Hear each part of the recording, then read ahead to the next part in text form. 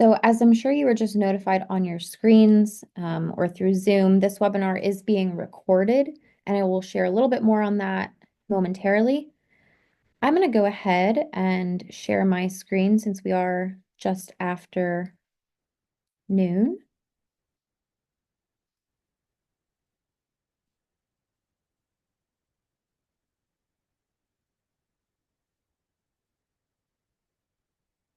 Alrighty. Well, thank you everybody for joining. I am thrilled to introduce Gabe Christofori, Betsy White, and Byram Geisler to present historic preservation in Abingdon. Your hour with APA Virginia is generously sponsored by the Berkeley Group. Thank you very much for their support. This webinar is being certified for CM credit, and the identification number is here, but I will also post it in the chat box shortly. In the chat box, I will also drop some helpful links to our website page and to our conference page. We are gearing up our planning for the APA Virginia conference this summer in Portsmouth. So there will be some opportunities to get involved found on our website. And so I will share that, as I mentioned, in the chat. So just some housekeeping items and logistics for the webinar itself. We really do encourage questions, and I know our speakers today welcome discussion at the end. Please submit your Q&A, excuse me, please submit your questions through the Q&A feature as opposed to the chat feature. That will just help us keep track of all inquiries. But if there's ever an opportunity to share a more open-ended response, feel free to use the chat feature. Or if you have any logistical questions, you're certainly welcome to direct message me using the chat feature. Whoops. You can also use the raise hand feature during the formal Q&A at the end if you prefer to ask your question out loud. But again, feel free to submit your questions throughout the webinar if you use the Q&A feature. Alrighty. Oh, the last thing that I forgot to mention was that this webinar is being recorded and will be shared to the APA Virginia YouTube page, which I will also share in the chat box in just a moment. And you can find all of our previously recorded webinars in the series there. But with that, I think I have finished all of my items, so I'm going to hand it over to Gabe. But I'm really thankful for this lovely team from Abingdon to be joining us this afternoon. Yes, good afternoon, everyone. Let me just get the slide up here.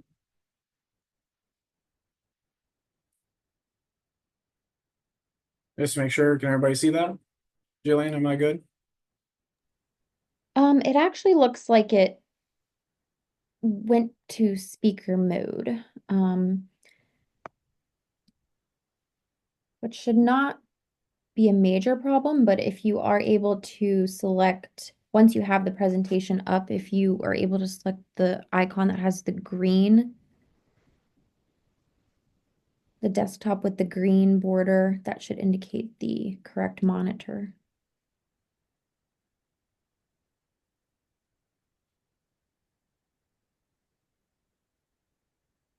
And while Gabe is pulling that up, I'm going to go ahead and drop some of the CM information in the chat.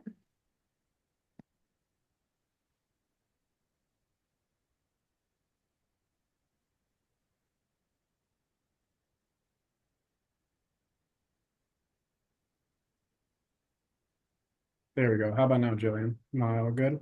Perfect. Okay.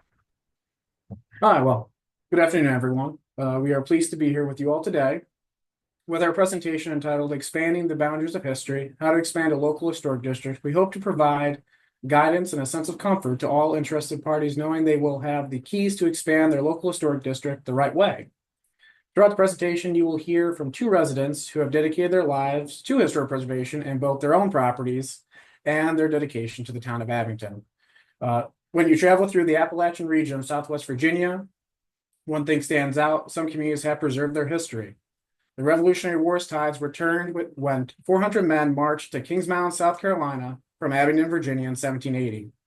Abingdon has and continues to look to preserve its past to maintain its future as one of less than 40 communities in Virginia to be a designated certified local government, otherwise known as the CLG. Historic preservation as a revolutionary community development tool has provided many localities, such as Abingdon, Virginia, the opportunity to adapt with the changing needs of a public, but simultaneously create and maintain a sense of place and community where property owners, residents, and tourists alike feel at home. The seven-step process you see here provides an all-encompassing blueprint to successfully complete the expansion of a local historic district through the planning process known as the zoning map amendment, or ZMA. The short-term goal being to expand a local historic district to a specifically identified historically significant area, with a long-term goal establishing a culture of public service and appreciation for historic preservation and all the benefits it provides. So as you see, step one will be understanding your existing landscape. Two will be gauging that public opinion that is very vital to all projects, how you formulate a scope, the groundwork we did to actually bring the proposal to the boards, what research we did, the board approval process, and then obviously the follow through. Before undertaking any project, especially one contingent on history, an undertaking of the existing physical and political landscape is required. The existing physical landscape includes historical resources such as buildings, structures, sites, and archaeological related areas that are identified and protected versus not protected via a local historic district or easement. Identifying state compared to locally designated are critical when formulating a scope. Being solely designated by the state without an easement in place is strictly honorary. A local district has the power or teeth of protecting a community's historically significant resources using design guidelines and the locality's ordinance.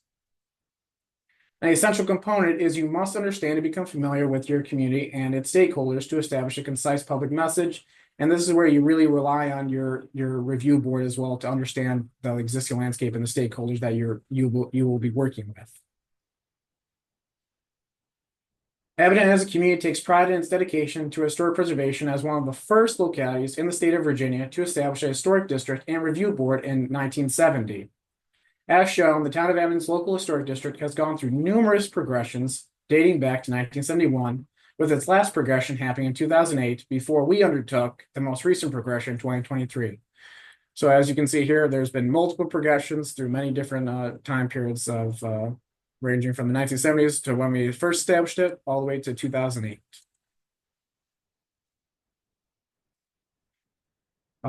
Abingdon's continued goal on a local level was and continues to match the Department of Historic Resources, or DHR. That's just Virginia's name for what I would call a SHPO in a sense. Other states may have different names for it. Designated Abingdon Historic District. The reasoning for this goal is to eliminate confusion for property owners, protect known local historic resources, and provide the community for local tax breaks to those property owners committed to the preservation of their property. DHR's designated Abingdon Historic District was first established in 1970.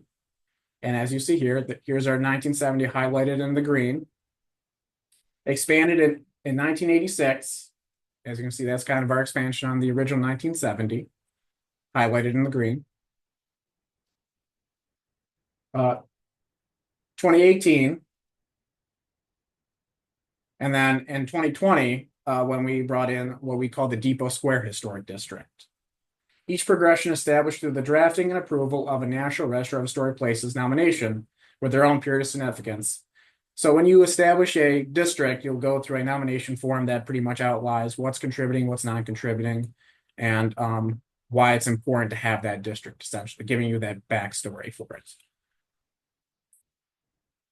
And then in 2018, as I mentioned, the retirement in the Mustard Ground site is where those 400 men who helped turn the tide for independence previously mentioned mustered in 1780. So this is one that we have as a separate district in our old historic district. There's also an easement held with DHR that we work with them a lot to make sure that this is maintained properly.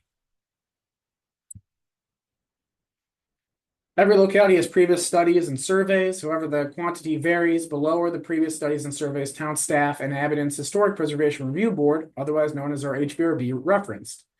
So this is just for us, but other localities will have the same almost. You'll have historical societies where they have vertical files. Vertical files are just those that are files on each property within that district. So it kind of gives you a snapshot of the history of those. Publications they may have published, collected publications. They also might have historical photographs. For us specifically, we have Places in Time. That's a book or a few books that actually goes through local histories and has historical photographs we use as a basis for all of our research. You also have preservation plans and architectural surveys. Ours were done in the 1998 by Thomason and Associates Preservation Planners. Again, you'll have those nominations to reference from the National Register of Historic Places. We have 4. Some areas just have 1. Some have 10. Some can have 15. It just depends on your locality.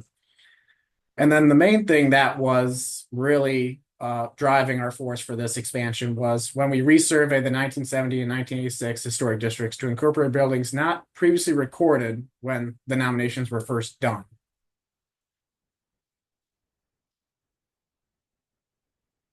So after gaining a clear understanding of what has happened, you can move on to the second step, gauging public opinion. Overall, community support is vital to the short and long-term success of any project. I'm sure we all know that you can push through a project whatever way you want, but if you don't have that public support, it's not going to last. When engaging public opinion, it is imperative to be an active listener, inquisitive, and strive to reinforce facts and disprove rumors. For example, the facts specifically to Abingdon are, these districts are protected from improper development. Properties within these districts see property values remain stable or increase. Property owners are eligible for local tax abatements and state of Virginia tax credits. These districts are economic drivers where everyone benefits. Each HBRB member undergoes training on various preservation topics every year. That is also a requirement for us being a CLG community, and creates a sense of place all individuals strive to achieve. The rumors we disproved include property owners are subject to time-consuming and confusing processes. That is not the case. Property owners cannot do anything to their property again. Not the case. The HBRB adhere to what their personal preferences are, and there are no standards for what can and cannot be done. So going into this, we really had to put forth a full education for the public, so they were fully aware of what could and could not be done. And so this way, they really have an understanding of what the Old and Historic District is and what it stands for and how the board judges things. There are a multitude of methods to gauge public opinion. These can be implemented on a small to large scale depending on the scope of the project, a board's willingness to be involved, and a locality/staff operating capacity. And an integral method implemented 3 years ago is staff on-site project visits. I was taught in my grad school from Clemson for historic preservation that to really understand a site, you need to go to the site to really understand the project. So that's very important. And it also shows that you're willing to make time for the property owner or the applicant wanting to do the project. These provide an opportunity to engage property owners on a personal level and allow for the fostering of relationships. Here, staff become more of a person than an individual behind the curtain. It shows you are willing to make time for the property owners and thus create a supportive atmosphere. All our HBRB members are active in the community and thus an essential part in fostering and maintaining a healthy relationship between the community and the HBRB. And I'll have Betsy kind of just touch on how she's made herself available to the public. If you could share a few, Betsy, I'd appreciate it. Oh, you're muted, Betsy.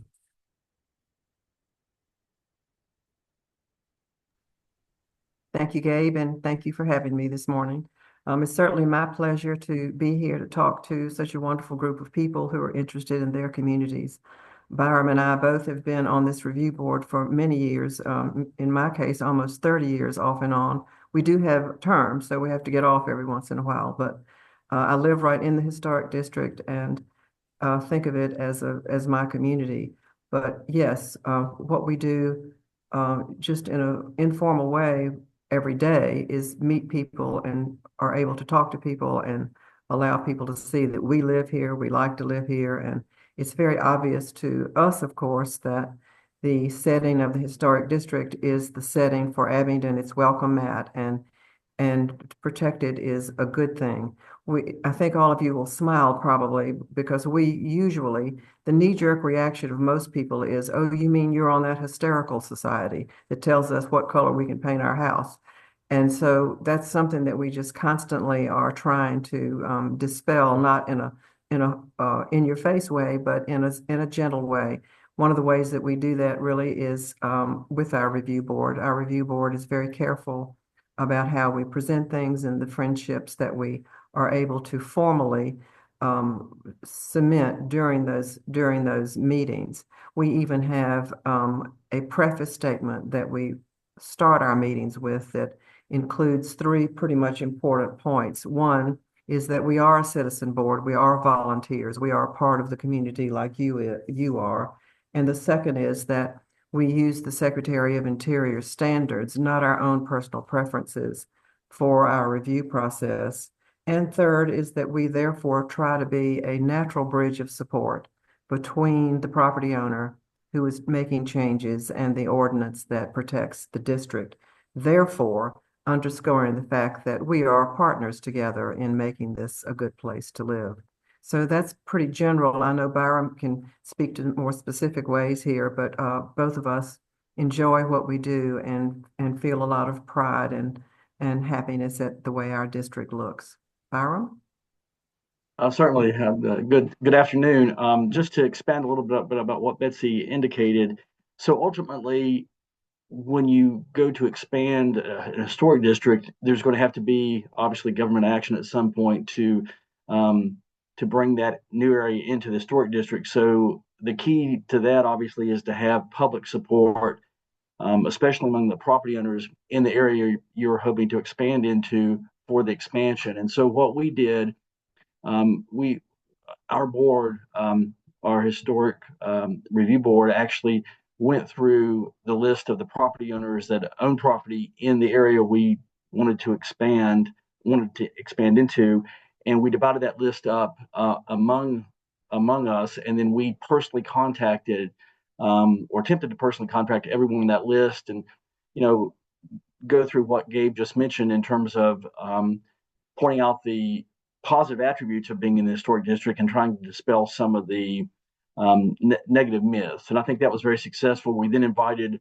the public and specifically targeted persons owning properties in the expanded district to come to a seminar that we put on.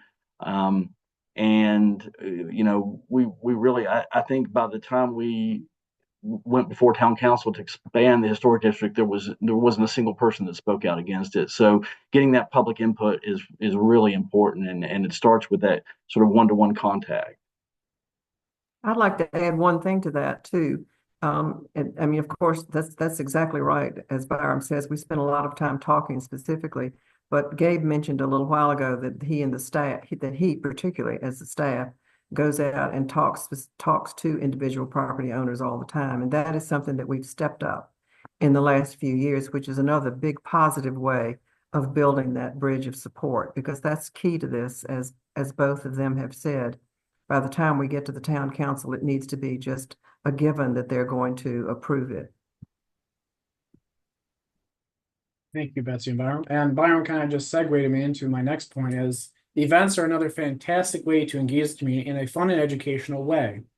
In 2022, Abingdon began what has become an annual community event known as Historic Preservation Day. Historic Preservation Day has provided an opportunity for property owners within Abingdon's local historic district, town residents, CLG and non-CLG localities, contractors, real estate agents, and other interest parties. So pretty much an overarching umbrella, if you were, of who would be involved to attend an event geared towards providing information on a variety of preservation topics related to topics through real world examples. In 2022, we specifically invited, as Byron mentioned, these property owners that we identified for the expansion to the event to test the waters and investigate their level of interest in the Historic Preservation District. And as Byron and Betsy have kind of noted, let's just say it was an overwhelming success and encouraged us to move forward with the project. And again, you'll have that state required public noticing when you really undertake that governmental action. But you really want to focus on the first three. The last one's just kind of a requirement. The first three really lays the good groundwork for you. When community outreach is completed and public opinion engaged in a step by measured step measure approach, staff and HBRB members began to formulate a clear scope, otherwise known as the third step. When formulating the scope, the following considerations should be discussed. Is there community support? Again, you should already know this, but before you get to this step, how far do we expand? Again, that goes to your understanding your existing landscape. Which buildings do we absorb? What is contributing versus non-contributing? Contributing can just mean if it's 50 years old, but it also has to meet a certain type of requirement, whether it's related to a specific historically significant person, event, if it has archaeological relevance, or if it's the work of a master craftsman, which just pretty much means does it showcase a specific architecture that's not really seen as much in your area. Do we only include properties registered by the state? Do we include properties with local significance only? So shown is the 300 block and the first two parcels within the 400 block of East Main Street. And this was our first area that we were proposing. So approximately 21 parcels were incorporated, roughly 19 local/state contributing resources, and roughly 9 non-contributing. Our second area was our partial expansion onto Park Street, where approximately 3 parcels were incorporated. Excuse me, roughly 3 contributing local and state resources, and roughly 2 non-contributing. The reason why you maybe bring in non-contributing is to maintain that streetscape, because it's all together. So you want to maintain that kind of streetscape, so it seems as one coherent zone, not like, oh, it stopped here and then all of a sudden you have a different sort of development that throws everything off. So that's why we bring in non-contributing as well. But again, it's totally up to the locality.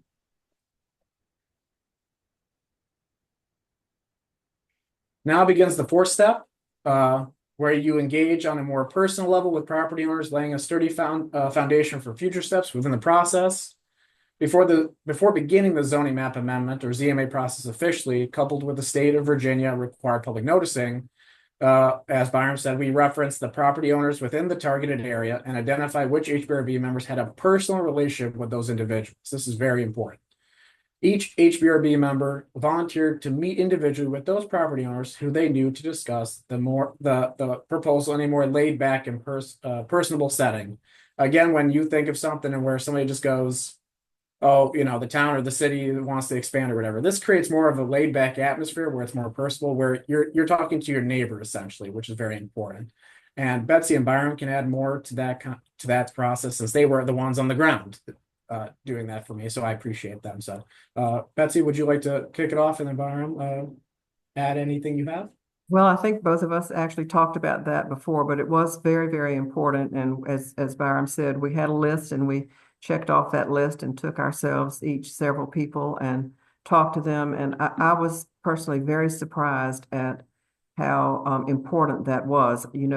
I'm such a proponent of it. I just am always shocked when anybody doesn't think it's just the best thing in the world to be included in the district. So, I had to explain a few things like, no, it's not what we think. It's about the secretary's standards. There are all these tax credits that are good that you have with it. It makes Abingdon what Abingdon is, and it really is it's a very good thing. So I think it was very important to do that, and I'm sure Byron will agree here. Definitely, yes. I think something that also that we struggle with, that I think maybe many of the people involved in today's seminar might be dealing with, is, we have probably 4 or 5 different areas we thought might be appropriate to try to incorporate into the historic district.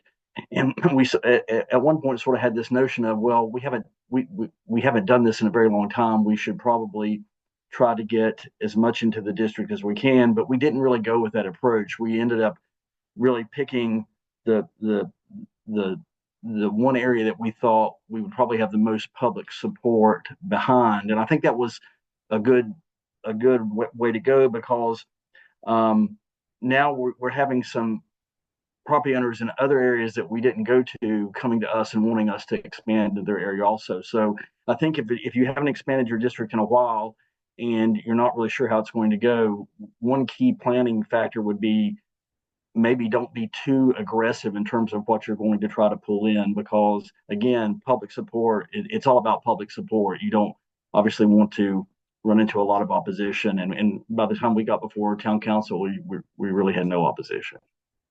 And I'll just add to that that yes, the public support is so important in choosing a smaller area. It might be a good idea. And in this particular case, which is something to think about, is that we chose an area that we thought had the most potential for being successful in our approach. So choose strategically the district that you start with. Thank you, Betsy and Byron. And I'll just add to that in a sense where Byron was saying, now we have property owners coming in and asking, can I be in the OH district or our old and historic district? And then it really comes down to, our board members being very involved in the community. On-site visits is showing that you're willing to make time for them and also guide them through the process because, this could be a totally new thing to some people. And also just those events that we talked about, like Historic Preservation Day, like for example, this year we had Mike Pulis from DHR come and talk about how to restore a brick building. And then we had Luke Ramsey from Ramsey Restoration come and talk about how to restore a wood frame building and really showing those real world examples of the issues maybe a property owner is dealing with for a historic house. Really seeing how you really remedy it in a real world capacity really helps them understand why the OH is important and that staff and the board are here to help you instead of being a detriment. So moving on, while step 4 was being completed by our HBRB members, the staff began the 5th step, otherwise known as the research, and more research step. This is essential for establishing why these new areas are important or historically significant. There's a wealth of knowledge that you'll be able to find everywhere, but local repositories, again, include your historical societies. They'll have a lot of publications, collected publications, and such that you may never know existed, that they just have on a local level. If you have any local museums, colleges and universities, we have a few in our area that we can rely on at times. Public library, state and regional resources. Again, for us, it's the Department of Historic Resources, otherwise known as DHR in Virginia. In other localities, you'll have, maybe they're just called SHPO, or they'll have something to the effect of their historical resource department for the state. For us, Library of Virginia, Virginia Museum of History and Culture, again, those regional museums, and then state colleges and universities. And then federal repositories, Library of Congress. This is where you'll see a lot of Sanborn maps or fire insurance maps. That kind of shows the progression of a town and when something was built or city. And just other maybe nationally recognized publications that you might not be able to find. So again, this step is probably the most important to really showcase why these buildings, these resources are important. This is where you make your case in these. So from this research, you are able to document each one of these. So staff began drafting a packet detailing each property's historical significance and architectural description for each building or structure within the identified expansion areas and determining contributing versus non-contributing resources.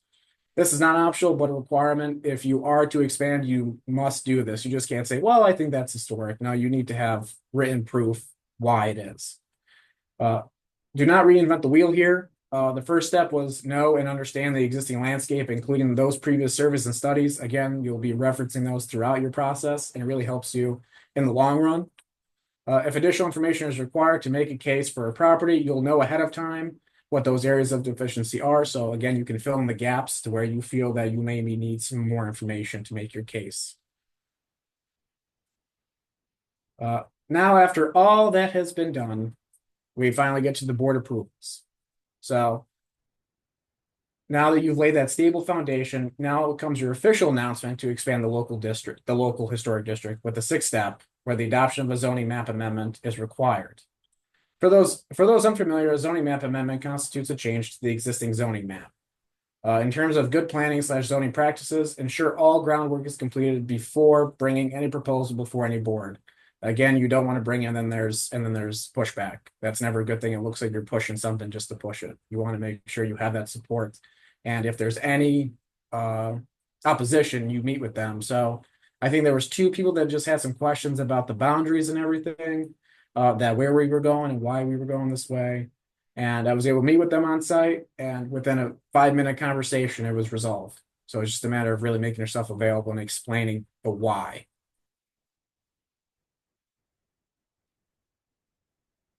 So a board tasked with reviewing repairs, alterations, additions, demolitions, new construction, and signage within a local historic district are known by many names throughout the United States. A few examples you may know of are the following. Abingdon's is called the Historic Preservation Review Board. Others might be called Historical Review Board, Historic Architectural Review Board, or Board of Architectural Review. This board will be the first of 3 stops within the adoption process. All groundwork related to the ZMA would have been completed in conjunction with a board such as this. So again, staff and your review board are working in conjunction with each other to make sure that you're tackling this head on as one cohesive unit. After being approved by the HBRB, the proposal to expand our local historic district went before our planning commission. Here, the Planning Commission acts as a bridge between the HBRB and the governing body, otherwise known as the Town Council in our case, for the town of Abingdon. Be thorough and concise with your delivery of the proposal, because this is the first time a board has not been involved in the formulation of the proposal. So on our Planning Commission, we do have some property owners that are already in the old historic district. But overall, this is the first board that you'll really talk to that has no idea about how much you really went through to get to this point. So you really have to make sure you explain the why, the how, and how you got here. Because if you don't do that, you might find some pushback with that board. Now we have the final stage in the zoning map or ZMA process where a town council, city council, or board of supervisors will evaluate the proposal and hopefully adopt a zoning amendment. As you can see, you get that big stamp of approved when you get done. So we all like to see that at the end. And again, as Betsy and Byram have kind of touched on this, and I can't harp on this enough, by this point in the process, you should know the outcome. You should know this is either a yes or a no. If it's a no, don't even bring it, but you should know the answer already. This is not something you bring before your governing body if any doubt from a previous board or the community is expressed. Again, this just shows that the board or staff are trying to push something through that the community doesn't want, and that's not good for anybody. And that will pretty much result in a denial for you. So make sure you lay that great groundwork to make sure you know the outcome. And then after we expanded, so shown here is Abingdon's local historic district post the zoning map amendment adoption with the entire 300 block and partial 400 block of East Main Street and partial Park Street inclusion. And you can see they're highlighted here by the red boxes here. So we brought in quite a bit. Thus fulfilling the main objective being the continuation to match the Department of Historic Resources designate Abingdon Historic District. So these all were in their DHR footprint, as you saw previously, and we're continuing to try and make that stride to match it, again, to avoid confusion for property owners and create a better understanding of the difference between the two. Again, as previously shown, retirement in the Muster Ground site has remained in Abingdon's local historic district since 2008. Since the site's absorption into the local historic district, town staff have continued to work with the Department of Historic Resources to protect the site's historical integrity through a 2009 easement. Again, this is where we use that public engagement method of events, which I can say that we've had immense outpouring of support for, and the community really loves it. We had our 3rd annual Historic Preservation Day this past year, and town staff used the site as the backdrop for lunch and an opportunity to gauge the public interest in the site and the town's plans for a VA 250 celebration planned for May 2026 at this site. And exciting, the community was in favor of undertaking restoration efforts. So again, it's getting that public support for other resources in already designated areas as well. And so we're continuing to work on efforts to hopefully preserve and restore the building to its former glory. And we would hear stories about residents saying, "Oh, I remember my kids playing on the porch," or "I remember walking through the field and everything." So having that kind of really personal connection with the site helps, you garner that support. As many of us know, even though our project may be complete in terms of the legal process, the job is never finished.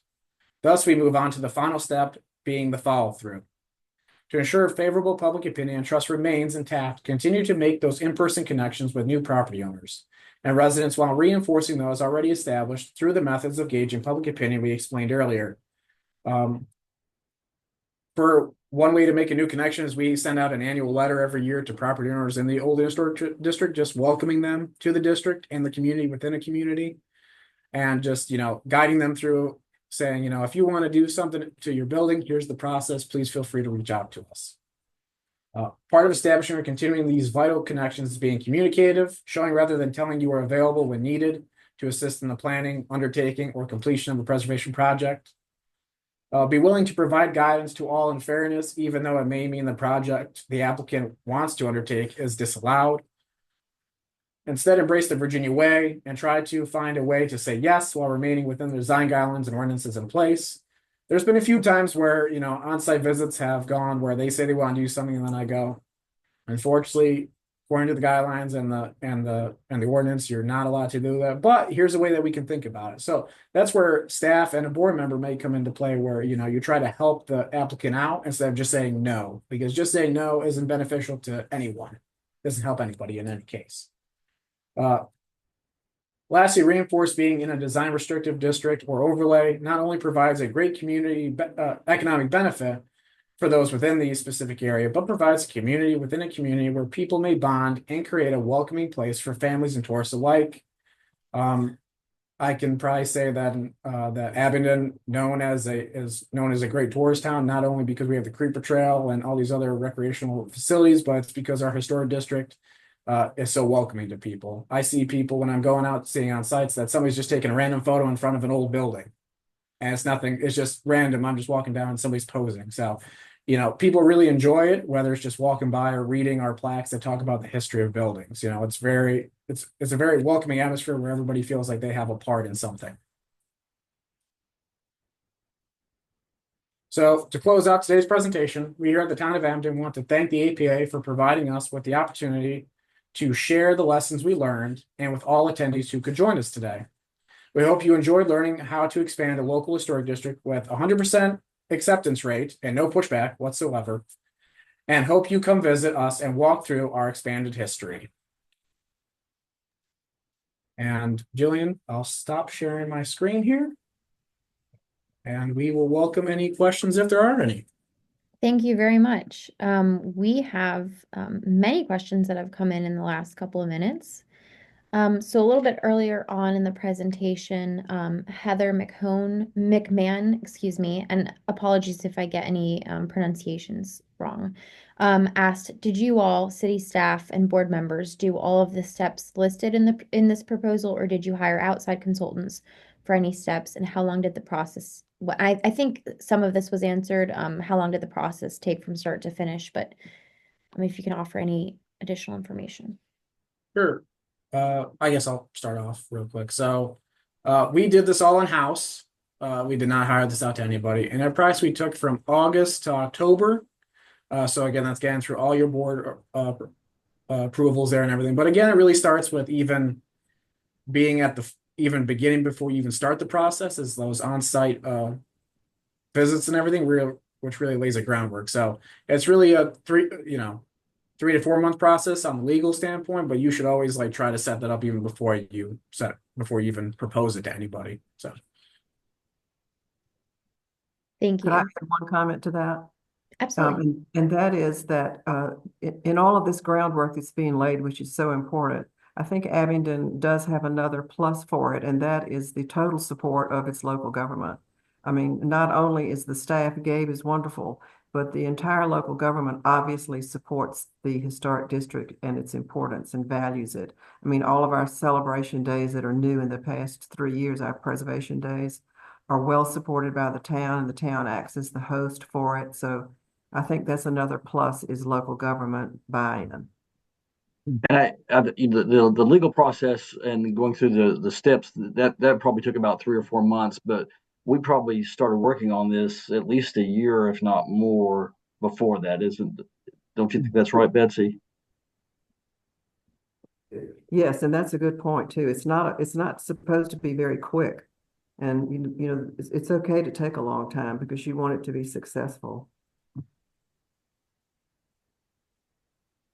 Well, thank you. The next question is from actually the APA Virginia President-elect, Nick Rogers.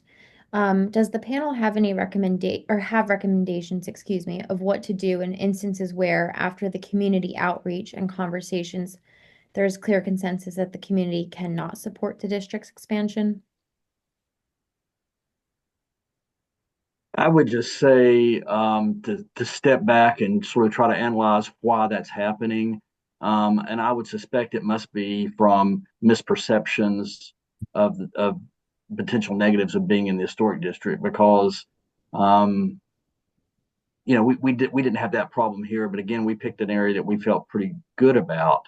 But I really think it's a constant ongoing process in historic preservation of getting public buy-in to what you're doing, and that's from being very conscious during meetings of when you tell someone no, just like what Gabe said, to explain why you have to tell them no and try to help them with maybe some alternatives and just a constant keep in the back of your mind that you have to have public buy-in to what you're doing, or you're not going to get very far with historic preservation. And I would say, just to add on to what Barham said again, and like we said in the presentation, be an active listener. Ask the why aren't you in favor of this? There might be something where they might think one of those rumors that we disproved were true. And so just relaying the information of no, it's not really this is what we look to do. And that really could help you maybe gain some support that you maybe don't have at the moment. So again, on-site visits, showing that you were willing to make that connection with the person, not just you're on the other side of the phone saying no, make that personal connection and be an active listener and ask the why, and then try to help them through understanding why we want this district to be here. So. Thank you. And actually, a question that just popped in, and don't worry, folks. I know that a number of questions have come before this, but I just thought it would be relevant to answer it now, ahead of further discussion. Teresa Stein asks, "What is the size of the historic district in relation to the size of the jurisdiction?"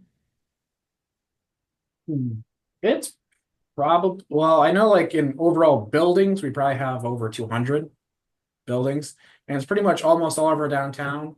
So I'd probably say maybe 4 miles worth or something like that, maybe more. But I would say it's the core of Abingdon, and then we have the outside that's not. So I would say overall it's maybe a good chunk of the town of Abingdon. At least it's central part there. So I'd say a good chunk. I don't know exactly in terms of the mile, how many miles or square feet it takes up, but it's a decent amount. And so you're saying it's 200 plus buildings in the historic district? Yep. Yeah.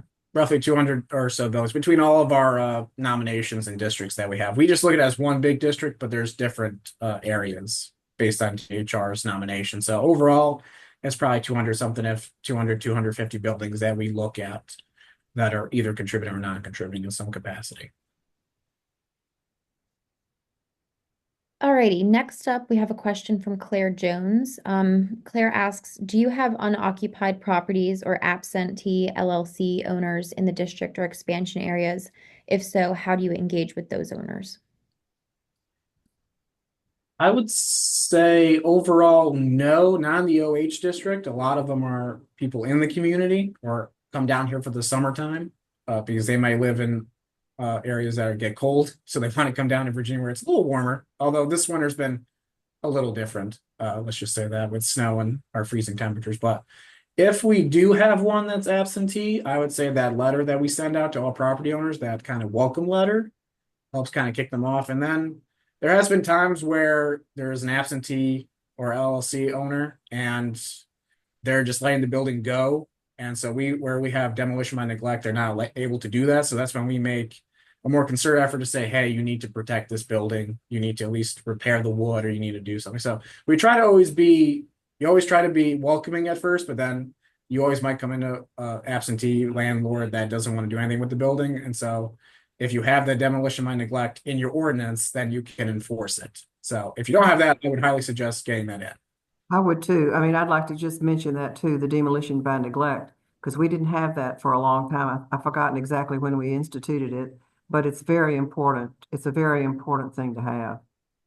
We do have an issue. I think maybe the question was also getting to, do we have, not necessarily people that are absentee owners that aren't taking care of their property, but we do have a growing number of absentee owners that own properties in the historic district that they're maintaining perfectly fine, but they're not here very often, and that is becoming more and more of an issue, as you know, as Abingdon becomes more and more of a tourist destination because you know people locally like for people to live in their houses and for them to be there. So that is a growing issue for us. People that have second homes or vacations homes here and they're not here but you know, a shorter period of time out of the year. And that demolition by neglect item was actually another question from another attendee, Joe Gorney. So I'm not sure, Joe, if your question was answered in this most recent discussion, and if not, feel free to, add a follow-up question in the Q&A. So an anonymous attendee asked, your advisory review board seems very involved. Do they receive any sort of financial compensation for their time, or are all of these efforts completely voluntary? It's all voluntary, and I would just like to say I'm very appreciative to the board members that I've had, whether it be Plan Commission, HBRB. I'm very lucky to have such great boards and great board members that are willing to sacrifice their time and help make Abingdon a better place for everyone. So, yeah, so they're very involved. It's totally voluntary, but again, I cannot appreciate them more. So, and then Byron, Betsy, you can add anything to that. Well, I think I know Byram joins me. We both believe so strongly, and that's what makes Abingdon Abingdon. And also, that's just for a tiny little point in that. I think it's important for people to know that we're volunteers. I think it separates us from a part of the staff. We're doing this as a volunteer. We don't have to do it. We want to do it. But you know, really, it's the most rewarding thing you can do for, especially for a small town. I mean, you know, I think we all view it as, you know, the historic district being really just, you know, an economic engine and also just such an important part of what Abingdon is and what makes it such a great place to live. So it's you know incredibly rewarding to be a part of that.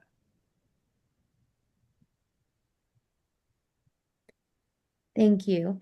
Alrighty, our next question comes from Eric Griffiths, who asks, was the ZMA zoning map amendment, if I am remembering correctly, used to create the original local historic district as well, or was this process just to expand the existing historic district? So it was used to expand the existing local historic district, so that those parcels were in DHR or the state's footprint. So again, that was our main goal of trying to match that footprint. So we were trying to just expand our local one onto the existing state 1970 and 1986 nominations. So again, to avoid that confusion with, well, I'm in the state, but why am I not in the local one? So it just try to eliminate that confusion in any way we could. So it was kind of it was an expansion onto our local, but not creating any new one in any way. Alrighty, we have another question from Nick Rogers regarding comprehensive plans. Nick asks, was the district's expansion mentioned in Abingdon's comprehensive plan as a principle to strive for or as an implementation measure? So we do have a chapter in our ordinance, in our comprehensive plan, excuse me, talking about the history and the historic district and looking to maintain that. Not specifically the expansion, but it always mentions to protect historic resources. So those are historic resources. I will say that this year we are looking to update our comprehensive plan and preservation plan. So have both those going on, and the preservation plan be a chapter of the comprehensive plan. So, always remember those 5-year deadlines when you need to look at your comprehensive plan again and update it. So, but yeah, it was in there, and it was just very broad to expand to protect our historic resources. Thank you. We have a question from Naomi Siodmak, and I apologize, Naomi. I'm almost confident I got your last name incorrect. Naomi would appreciate hearing from the presenters or attendees what firms localities have worked with to update design guidelines. And if that's not something that I know that all of our presenters are also welcome to continue this conversation offline. We'll be providing their email addresses as well. But if you have anything, brief to mention on that front, feel free to do so. Well, our guidelines, we actually examined our own internal guidelines a lot and work on them. It seems like almost constantly, but I don't think we've ever had. I mean, I'm sure maybe initially when they were first adopted, we had outside input, but we as a board have done that on. As a matter of fact, we're right in the middle of a big revision right now, but I think we've always done it in house as far as I'm aware. Right. I think well, as I recall in 1998, when we had that first Phil Thomason report, he helped us. We talked about them, but it was still an internal with the board has always done that. We've looked at other guidelines to see what we like, and we've tried to key it to what we need here. Alrighty, the next question is from Catherine Nunez. Catherine asks or states, we have had some challenges with our local realtors to understand the significance of a historic district and properly informing prospective buyers of this designation and what it means. How have you tackled this particular segment of the community to keep them informed and are imparting the correct information to prospective property owners? So I'll kick that one off. We do have difficulty with that. We have continued difficulty with that, but again, those letters to the property owners, it's kind of letting them know, hey, this is in the historic district. Also, with our preservation day, we look at all the realtor offices, whether they're in Abingdon, surrounding areas, or even Tennessee, since we're close to the Tennessee border here, and we invite them to that day to really show them the benefits of it, whether it be those tax breaks on a state level, on a local level, and try to really inform them of why it's important. Sometimes you will, it's probably just everybody has this issue. You will still have pushback from it, but usually the realtors find out real quick they need to tell the property owners when they see me coming out there with a stop work order and they didn't tell the property owner. But with us being so welcoming, the property owner's not mad at us, it's more mad at the realtor. So you just being informative and being an active listener and showing that you're there for the property owner will probably get the realtors to fall in line in some form of capacity. We do have signs around the perimeters of the historic district that indicate that you're entering the historic district, so that's helpful also. That's a good point. In fact, those signs were funded by our CLG funding, which is another plus to do is to become a certified local government. But I do think that with the realtors and with everyone, once you have a successful district, and Abingdon is such a successful district. I mean, as Gabe was saying, we have people walking around all the time taking pictures of their families in front of various buildings. And it's such a walkable town with, sidewalks that are there and are easy to deal with, that it becomes obvious that something's successful here. And then you have a better argument when you're talking to them, because their knee-jerk reaction, everybody's, is also to misunderstand what it is the review process is about. A, it's not personal preference. B, we're in this together and it's a positive thing. In response to that question, you all actually touched on a few other questions that have come in. Another question from Catherine Nunez, and you had mentioned the signage entering the historic district. Catherine did ask, how have you marked the historic district on the ground, so to speak? Beyond the signage, just double checking that if there was any other method of indicating the district. Yeah, we do have, actually we have individual markers on numerous properties that give a brief history, that those were placed actually not by our board, but by a homeowners association back in, I guess, maybe 60s, I'm thinking, maybe even earlier. And we're expanding that now. We're in the process of doing that. But so those are there in addition to the markers on the perimeters. I'd also say too, back in the 90s, I think we have the town instituted, if you're in the old historic district, we have another one called the entrance corridor to have brick sidewalks with and then in the OH to have this kind of limestone edging. So we already have brick sidewalks in a lot of this area, but to the areas we've expanded to, which we just installed, I think last month, brick sidewalk. So it's kind of a more, instead of just having concrete sidewalk, that brick kind of highlights you're in the OH district. You're in a special district that has historical significance because brick's more related to, that old time you feel. So it's just something to help make people relate, you're in a different space. So another question that's come in, Catherine loves your annual Historic Preservation Day event in Abingdon. Can you talk a little bit about this, how it started, the level of participation, and the level of participation that you've been able to achieve, types of educational events you may hold? Sure, I guess I'll start that one off. We started that, it's been 3 years, and we first started looking at that again to lay that groundwork to expand our historic district. But also we found that a lot of property owners were not well informed about why you maybe don't put Portland cement in an old brick building that uses limestone, that uses lime-based mortar, or why you should probably check what type of paint you're using because old paint had lead in it, just to help further educate them. And so that has grown exponentially. So it just started as maybe just testing it out. And then our first year, we got great feedback from the community and said, when's next year? When's next year going to be? So we've kept doing it every year and we hope to do it again this year. But we've had various ones. We had Aubrey von Lindern come down and just talk about preservation in general, why it's important. We've also had, Walter Jenny, who's the Historical Society president, come and talk about the history of Abingdon. Recently, again, this year, we had Mike Pulis, who's our DHR rep, come and talk about how to repair and restore a brick building. Luke Ramsey came and talked about how to restore and repair a wood frame building.